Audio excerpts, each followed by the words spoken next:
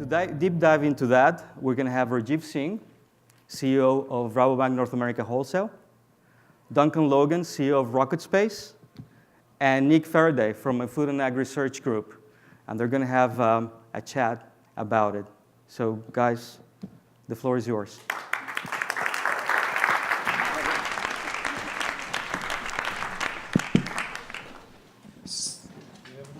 So, good afternoon, everyone. If I could start off with a very British, typical British understatement. Rajiv, this seems like an important announcement. Maybe you could give us a bit of background information as to how this project came to life and how you guys met up and decided to work together. And then pass over to you. Sure. Rajiv. Yeah, so I think all of you are familiar with the concept of an accelerator. It's a proven concept in terms of enabling companies that are delving into innovation in the tech sector and the biosciences sector, and RocketSpace has done a great job in that space. So I think what we felt about a year ago as we were looking at all that's happening in the food innovation space and how sort of that in terms of an ecosystem, it was a very disconnected and not a coherent ecosystem. We thought that something along the lines of an accelerator will really help bring that innovation, connect that innovation, and really make sure that the ideas and entrepreneurs who have something that is viable get the chance, get that space and chance to be successful, get the mentoring, get the coaching, get the mini MBA. So at that point in time, we thought about having an accelerator and being a bank that is globally focused only on food and ag business space. We thought we have to play a central and a catalyst role in that. And then we went looking for a partner who could then execute it with perfection and with the track record that RocketSpace had. They were a natural partner for us. And then the only other thing I will say in terms of the location, we wanted to make sure that we are here in the Bay Area. As you know, we are a global bank, and we see a lot of food innovation. We've seen a lot of that happen over the years in different parts of the world. One of the headlines I think you may have seen is that if you are into innovation, you have to come to the Bay Area, wherever in the world you are, to really make sure you get that edge that is needed. So that's why we connected with RocketSpace. And Duncan, thank you. Duncan, do you want to add to that? Yeah, well, first off, I want to say thank you so much to the people who did the 60-second pitches, because it's been a long time since I had to do one of those with Miles at SF New Tech about 6 years ago, and they are so hard. People sit there thinking this is easy, but congratulations to all of you. I know how hard it is. So with regards to the accelerator, there's really a few things that strike out at me. First, when you meet Manuel and you see the passion this guy has to drive this through, and we've been working on this deal for a while, and this guy has kept at it. Rabobank's a big organization. The passion he had was definitely something that drew it towards us. But more importantly was we get pitched a lot about doing accelerators for corporates. But the difference that Rabobank came with was this wasn't a fintech accelerator. This is really nothing to do with them. It's for their customers. And we thought that was a really novel approach, that they're going to make an investment, put time and effort into this, but really the whole area is for their customers. And then when we realized how dominant Rabobank was in the food and agri sector, it became kind of obvious why they're doing it for their customers, but why they'd be such a great partner for us. So yeah, lots of things we were super excited about, a very different sort of approach, and we're really happy to be involved. Great. Rajiv, we've had FoodBytes, we now have Terra. It seems that Rabobank's playing a greater role in a new territory for the company with smaller emerging companies. What's the objective here? What are we trying to do as a bank? Which bank do you work for, Nick? So I think, it is not new. Definitely it may seem new, but Rabobank has been doing this for over 100 years. We were formed as a cooperative. Dutch farmers came together and formed a cooperative. And we continue to bank a lot of farmers. We bank, I think, over 5 million farmers all over the world. And each one of them is an entrepreneur. So we've been invested in entrepreneurship in food for over 100 years. So it's not new. Let me put that on record.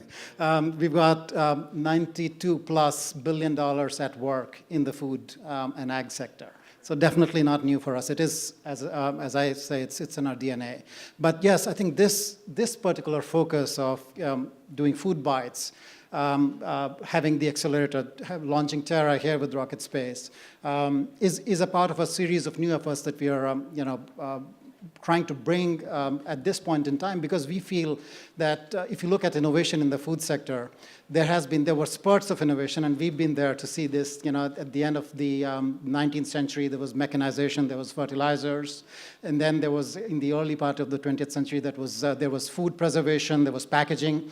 I think those 4 or so innovations took the food industry a long way, in terms of mass producing food, in terms of getting it, in terms of making sure that malnutrition in general and hunger for a big part of the world was taken care of.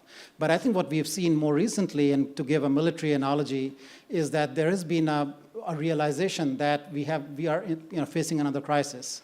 And if you're in the military, you think about threat perception, and some of the facts that Manuel mentioned, the fact that we will have 9 to 10 billion people in 2050. We have less and less resources to produce food, to get the right nutrition to those people. It's a big threat, and the sustainability aspects of growing and getting food to people.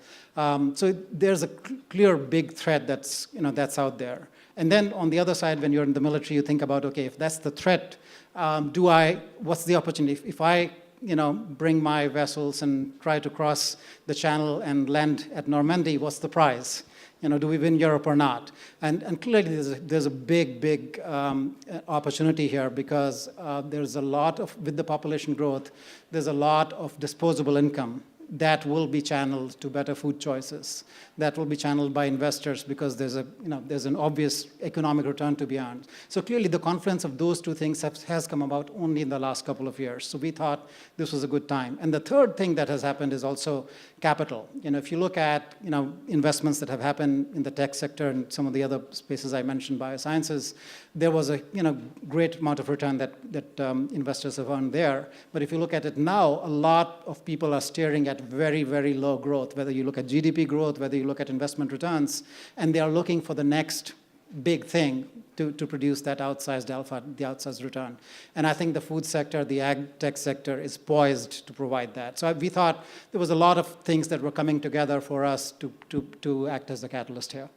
And Duncan, if we could go back to the name of the accelerator. If my schoolboy Latin serves me well, Terra meant planet or Earth? Earth, okay, I stand corrected again. Well, how did this come about, and what message are you trying to project with that? Well, naming a company is really easy. Getting everyone to come alongside, finding the URL. This has been a nightmare. We've had so many names that we've been playing around with, but I think the thing we settled on Terra, because I think ultimately food starts at the earth and ultimately it ends up back at the earth. So it was both a word that made sense to what we're trying to do and the industry we're in, and we could get the URL. So. And I think it also resonated with what Manuel said, our Banking for Food strategy, which is about making sure that this planet gets sustainably produced and get food to everyone. That'll be on this planet by 2050. Great. Rajiv, you've talked about it, and Manuel mentioned earlier this emerging ecosystem around food startups in the country, and in the research group we put a note out on that recently. We have crowdfunding sites like Kickstarter, where some of the companies here presenting today have raised money. We have investment marketplaces like AgFunder for the more professional investor, shall we say. How do you see Terra fitting into this ecosystem, these platforms, and what's going to be different about this accelerator to the ones that are already out there? Well, I think there's two things to look at. First of all, why now for the agriculture, food and ag sector? Innovation sort of flows like water. It takes the easiest route. And when we started, a lot of innovation was already in the digital, in the media sectors, you see photos getting digitized. It kind of flows in that easy route. It has now come down into the physical space, so IoT, Internet of Things, a lot of hardware devices, and also into the regulated industries. And one of the harder industries to actually innovate in is food and agriculture. It's got a physical component, it's got regulatory components, It's not an easy, just, you can do it on a computer sort of thing. So I think we're just at the start of disruption, as we've seen through many other industries coming into food and agriculture. And I think the next 5 years, we will start to see some real breakaway companies like what Uber has done in its industry or Airbnb has done in a different industry. I think we're going to start seeing these sort of companies coming into the food market and really creating disruption. And I think what we're trying to do with the Food and Agriculture Accelerator with Terra is there's actually, if you don't adopt innovation, you call it disruption. If you do, you call it innovation. Now, these are exactly the same things. And what startups are fantastic at is driving innovation. What corporates are fantastic at is taking that innovation to market quickly. And so there is a really strong symbiotic relationship for corporates who adopt innovation and call it innovation and get involved to work with these startups to help them get to the market, to be part of the future, rather than the corporates who say, we'll stick our head in the sand, try and use regulation to stop these people succeeding. So I think what we're doing by trying to bring both the corporate side and multiple corporates together and multiple startups is create that sort of symbiotic relationship where corporates can get a really good view into the future of innovation from what the startups are creating, and then help those startups and be part of the innovation into their industry. And we've seen that being super important with other industries. I don't think food and agriculture is going to be any different. And in that aspect, absolutely. In fact, this was almost a pull from a number of corporate clients that Rabobank has. They wanted to have this access to innovation that they just cannot have, even if they have thriving internal R&D departments. But I do think it will be different in many other ways. I think you alluded to it, Duncan, that food is very different from most other sectors where there's a lot of activity going on right now. Timelines are different. Cycles are different. It's not like preparing an app or having a tech product that you can pivot and within a week you'll have another iteration and you can come out with something else. Food takes seasons, it takes months, it takes sometimes years to perfect. So in that sense, I think it requires longer timelines. And the other way it's different is it's really important in this sector to have cooperation. It's something that a lot of people do not realize, but the fact that food is so much interwoven into bigger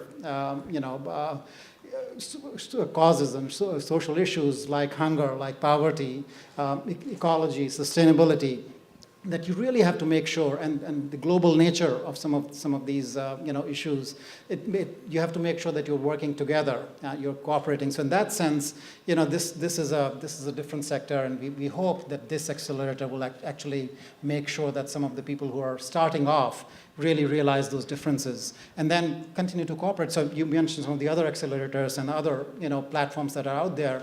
We'll be complementary to them. There's no competition here. It's more about cooperation. I think we've seen that at RocketSpace with a lot of, there's Y Combinator, there's 500 startups. These are great feeding programs into RocketSpace. And RocketSpace traditionally has worked with later stage startups. So all the existing food and agriculture incubators, we see these as great partners to us. We hope to work with them. Great. Before I pass it out to Q&A to the audience, I'm sure, can you reveal any sneak previews of how the accelerator will work and maybe its geographical scope? Is this going to be, we all live in bubbles and everyone likes to talk about the Bay Area. I hope that we're going to look beyond that in this accelerator, perhaps? Yeah, absolutely. As I've mentioned a few times, clearly Rabobank's interest, being a global institution and having looked at the food sector and the challenges and the opportunities globally, it is definitely going to be a global platform. So we will have companies and entrepreneurs from all over the world, from the Netherlands, that's our home base, from the rest of Europe, Australia, Asia, South America. We hope to bring all of them here. But another, maybe a sneak peek, but something that's relevant to people here. Please tweet the sneak peek. Interested is the fact that we will neither RocketSpace FoodBytes nor Rabobank will take any equity stake in companies that are applying to be a part of the accelerator. So you don't have, participants will not have to give up any, there's no dilution, you don't have to give up any ownership. Again, as I said, this is not about earning an investment return. It is all about making sure that we succeed in making this a better planet for food.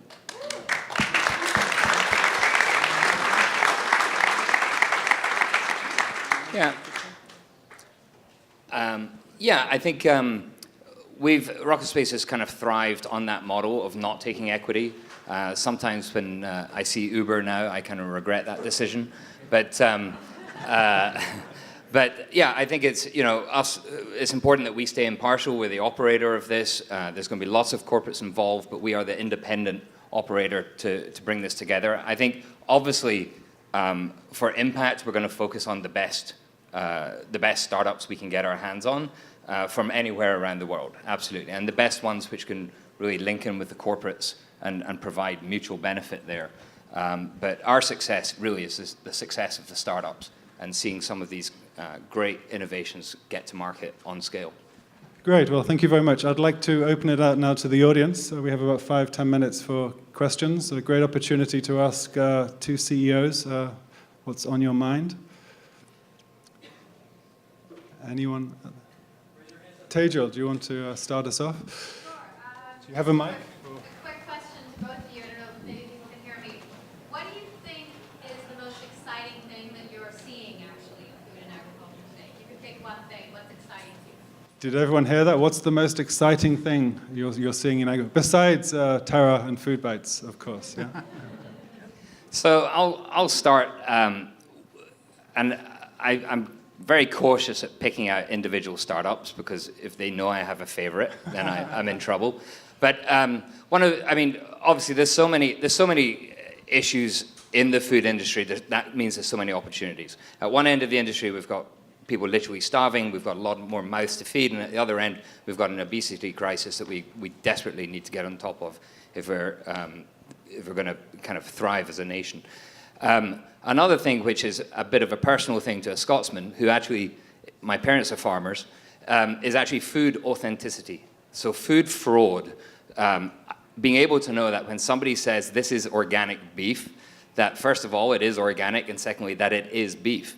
There's fewer horses in Britain now, but that was a problem a while back. So I think there's some really interesting technology that I've seen one or two companies working on, using things like the blockchain, DNA sampling to bring that through so that when you buy a pork sausage or whatever, you know it genuinely is a pork sausage, and I can't wait for that. Rajiv? So from my side, I think, and I've seen this, one of the 60-second pitches here, we host a business plan contest at MIT that we hope to expand to other colleges as well. And we had one event at Wageningen University in Europe, which is the #1 ag university in the world. I think the one thing that I've picked up in each one of those situations is this focus on food waste. And I think if we can do something about that, it's not only it's a huge drain on resources, but also I learned yesterday that if food waste was a country, it will be the 3rd biggest producer of greenhouse gases after the US and China.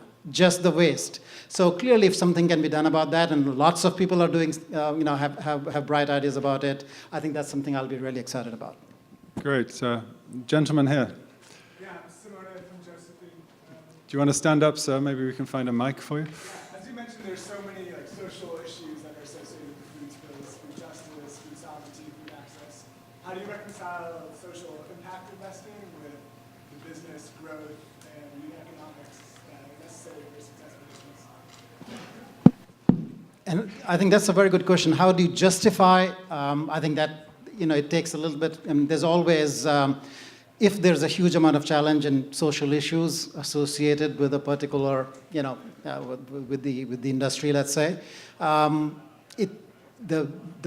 factors for solving it, if they come from the opportunities in the business itself, I think that has historically has shown to be the most sustainable way of addressing those challenges. So as I mentioned, I think all the challenges, the social challenges we have with food, whether it's hunger, whether it's access, whether it's nutrition, all of those challenges have opportunities associated with it in terms of companies having the right business models where they can, with a reasonable way, earn a very decent return if they address those challenges. Because they create value. And if they create value, there will be people who will be willing to pay for it. And there's enough capital out there for that value creation to be rewarded. So in that sense, I feel it's inherent in this process, given the fact that a lot of these technologies have come about to enable entrepreneurs to address those challenges. So I think I don't think it's an issue anymore. I think it's almost on its way to getting resolved with all the activity that we're seeing around us. And I think obviously helping companies get funded is one of the main things that we work on. And we have access to all the regular, the Andreessen Horowitz or the First Round Capitals or these sort of organizations. But something we saw in the education space was really interesting, was that not just the venture capitalists coming into the market, but also family offices and trusts and other people who are wanting to see more wellness and good come out of their investments. And I think the food industry is ripe for that as well. There is a lot of people with social capital who will come into this market. So it's not just focusing on the venture capitalists and a lot of corporates. 40% of all investment we see now is from corporations who want to have access to that innovation. So I think there'll be not just venture capital, corporate venture capital, but also social capital, which will come into this market. So it should be well funded. Great. Any other questions? Yes, the lady here. So this is great that you're starting an accelerator, and in fact, a lot of the big companies nowadays. Oh, sorry. So in fact, there are a lot of the big companies nowadays. They are also trying to establish their internal incubator or internal investment fund. So how should these big corporations work with these small startups? So if I work with Coca-Cola, how should I approach a great company like Shopwell to improve some of the food transparency issues? So you bring up a really good point, which we've seen over the last 3 or 4 years, which is the very best startups don't want to tie their flag to one corporate mast. If you sit in American Express's accelerator, you're ruining your opportunities with Capital One or Visa or whatever. And that's the whole point of while we have Rabobank as the sort of underwriter to Terra, we're also bringing in a full mix of different corporations to kind of work together. So by being a startup coming into Terra, you're getting access to a whole raft of corporations, not just one corporation, which therefore kind of, and with RocketSpace being independent, it just kind of dilutes that intensity of saying we're just sitting in company X's accelerator. Because the challenge there is if they don't fund you, it looks terrible when you're trying to raise money elsewhere. So having a bit more independence, I think, will be really good for the startups. Rajiv? I would say, on the other hand, if they find your product or service something useful, it is quite, this happens in accelerators. We've seen this ourselves as a bank in fintech. We support an accelerator in the Netherlands, where we will bring one of those companies after they're graduated from the accelerator in-house to really work with our internal teams. There was one on blockchain technology that we brought in-house so that they can spend time with our compliance people, with our technology people, to make sure that they refine their offering and do it in a setting that that's real. That's not, it's not a simulation. We give them access to all our customer base and real scale testing. So in that sense, it could be both. You don't have to hitch your wagon to one particular big corporate, but also, if that's what you need for your product or service to be successful, you will have those avenues available to you. I think that's another reason why we go a little bit later stage for the companies. We either want to see companies coming to us who have raised some money or have a viable product. We're not an incubator. We're not trying to take an idea and turn it into a business. That's earlier in the process. We're taking people who have a viable product and helping them get that product to market via in partnership maybe with the corporates or getting advice from the corporates. So it's that little bit later stage. Great. Well, thank you very much, Duncan and Rajiv. Both these guys are around all day, possibly propping up the bar and doing some sampling. But I'm sure if you have any other burning questions, he's Scottish, he's telling me here. So I'm not going to have any prejudices or stereotypes, I'm sorry. But thank you very much, gentlemen.